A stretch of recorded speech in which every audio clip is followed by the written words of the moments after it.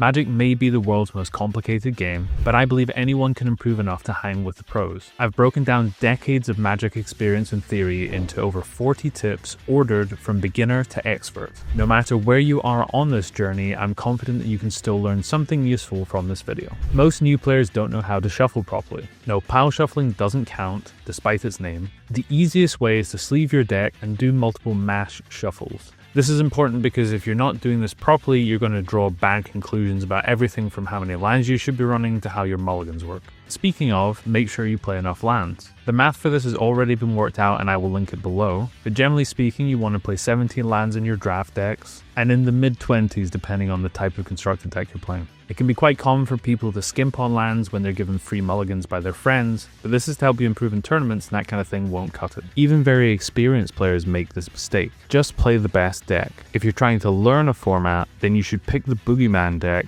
and learn how it ticks before anything else. You'll be surprised just how far piloting the best deck can carry you. When you look at your opening hand, it's important to try and plan ahead. What are you going to do in your first few turns and what is your deck trying to achieve? If you're an aggressive deck, is this hand able to put on enough pressure? If you're a control deck, can you hit your land drops consistently? Don't be afraid to mulligan if your hand doesn't match your deck's plan. One of the main resources in Magic is mana. You can only get so much of it per turn under normal conditions, and this is important because if you can get ahead on mana, then you will quickly snowball an advantage. With that in mind, it's no surprise that you want to try and spend your mana as efficiently as possible. You'll learn to pick the right spots more as time goes on, but initially just focus on spending your mana well every turn. If your opponent already knows what you're going to be doing, then it makes decisions for them very easy. Don't make it easy for them. Instead, if you're not going to need a creature before attacking, then play it after attacking. This forces the opponent to consider a far wider range of possibilities and it doesn't cost you anything.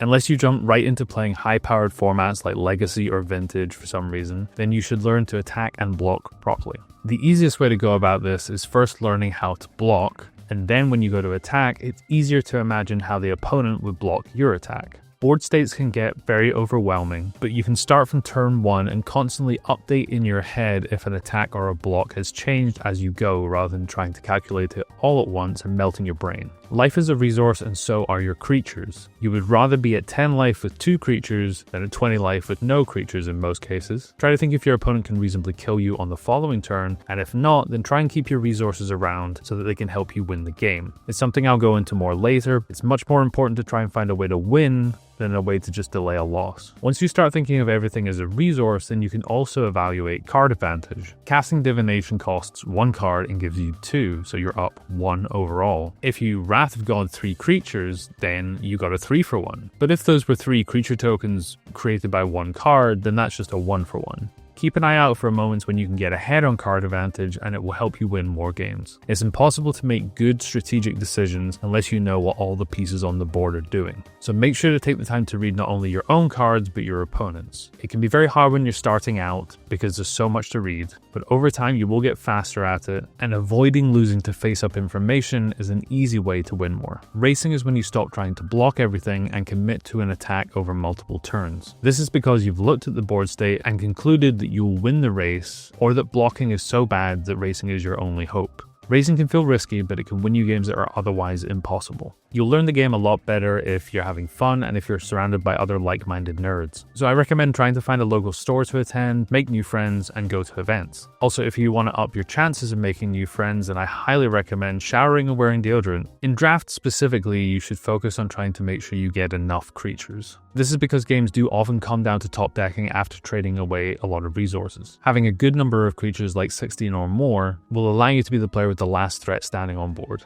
It's also why cards like equipment, auras, and vehicles can be risky, because if you don't have plenty of creatures to support them, then they're useless. Another draft tip is to keep an eye out for signals. If you decide that you are only drafting based on your first pick in a draft, then what you're doing is handing over your agency entirely to randomness. Yes, you would love to play that bomb rare that you picked first, but if you're not seeing any cards of those colors coming your way, then you should be willing to jump ship. Remember that in a normal draft environment, there are 10 color pairs and only 8 drafters, so there should be 3 or more open color pairs at the table. Even if it's not the strongest archetype, having it all to yourself will often be a big upside. Moving on to intermediate level, I recommend that you pick a goal. It can be to beat your friend or win a local tournament, whatever it may be. Personally, when I first started going to pre-releases, I thought they were awesome and I really wanted to win one. And eventually I did win a pre-release and I was very happy with myself. And that snowballed into winning local tournaments, winning a PTQ, winning an RPTQ, qualifying for the Pro Tour. You get how it goes. Goals are a great way to keep focused and to reward yourself for improvement. Okay, it's time for the mandatory Who's the Beatdown portion of the video. This was a foundational theory article that I'm just going to broadly summarize for you. The concept is that in every matchup there is a beatdown deck. Even in a match between two different aggressive decks, one of them is faster, and as such, the slower one should be playing the role of control. In the article, it stressed that if you misassign your role, then you're in a lot of trouble. This concept of role assignment expands beyond just games, but into deck archetypes.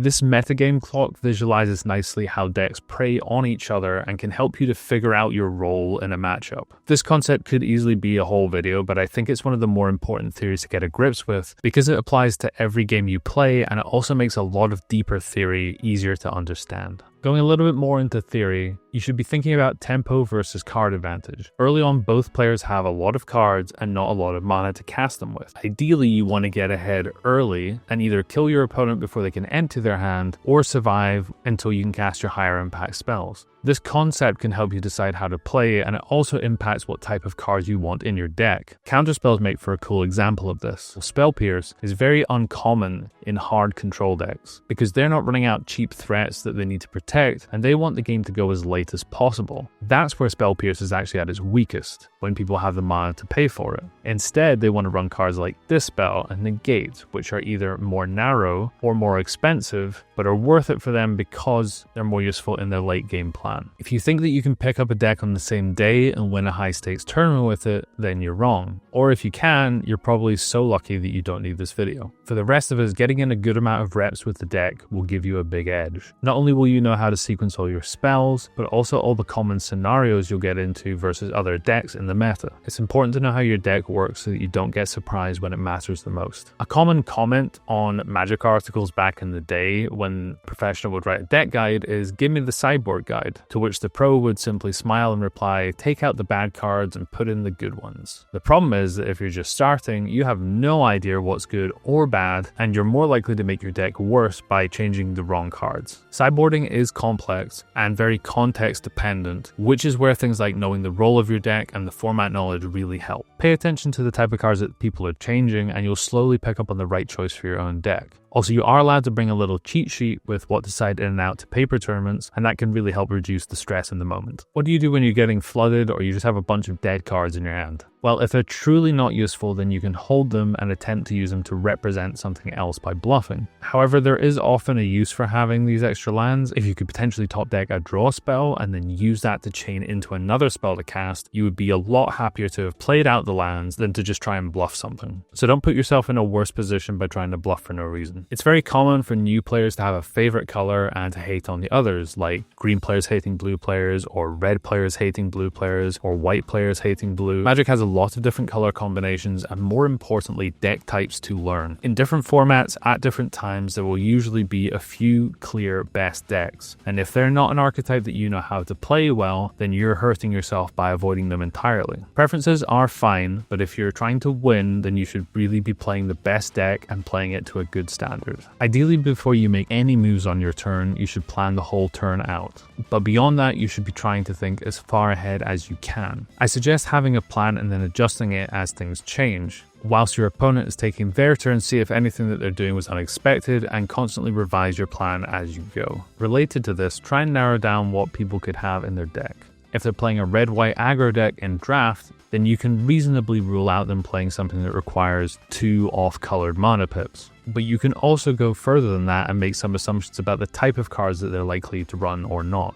It's a lot easier and constructed where archetypes are more established. Just remember not to take it as fact. More try and use it as a way to tie-break rough decisions. People are weird and will put wraths in their aggro decks or sideboard in insane ways. There are times when it's not possible to have done anything better in a match of Magic, but I think those are quite rare. Whilst you're working on improving, try to think why you made each decision and then go back to check you're working after the game. Don't rely on results-based thinking, try to back it up with some maths or at least some reasoning. Yes, you die to them top decking a burn spell, but that was better odds than not attacking and giving them another 6 turns to draw that burn spell. I recommend using online tools like deck trackers or recording your own game so that you can more easily look back on them to help with this if you're taking it seriously. Speaking of online tools, there's so much data and analytics available for you if you want to use it. I always recommend using 17 Lands for draft because it gives so much useful information. On top of that, resources like MTG Goldfish or Fire Shoes on Blue Sky and Twitter are great for finding meta decks and also off-meta spicy decks if that's more your thing. Even if you don't copy these lists yourself, it really helps to know what everyone else is doing so that you can make more informed decisions. It's very easy to let your brain slip into autopilot, so it's important to avoid other distractions like checking your phone or watching a video on another monitor.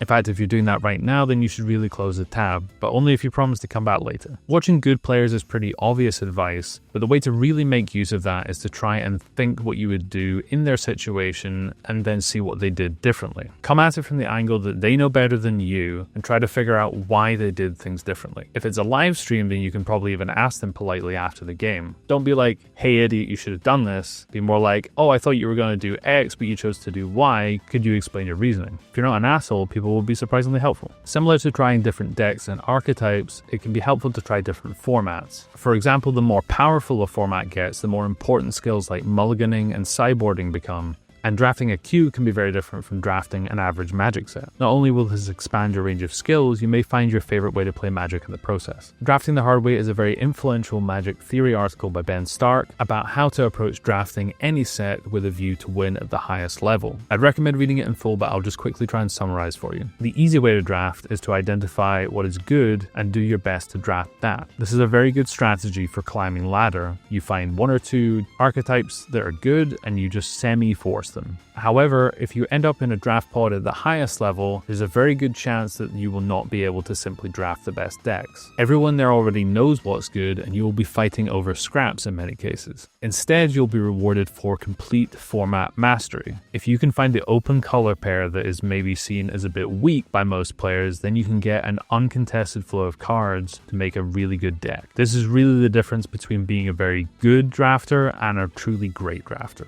When players start out, they will fire off spells at the first possible opportunity. But as time goes on, you'll learn that it's more important to match the right spell to the right moment. If you have an Oblivion Ring effect, do you really need to use it on their 3/3, or could you cover that by just double blocking instead? You're probably going to feel dumb if you use that removal spell and then they drop a 4/4 flyer and you have no way to deal with it anymore. Often the better players get quite stingy with their removal, especially in limited. Try and think about what you're likely to draw, what they're likely to play, and what's important in the matchup before throwing your spells away. You might think that a 4 mana card costs 1 more than a 3 mana card, and that a 5 mana card costs 1 more than a 4 mana card. And you would be right, but in Magic, decks are built for you to reliably cast your 2 and 3 drops on time, and then after that, things get dicey. This makes it so that a 3-cost card is much more reliable and useful than a 5-cost card, because a very real amount of the time, you will never get to 5 lands before it's too late. When building your deck and when making decisions about how to play your turn,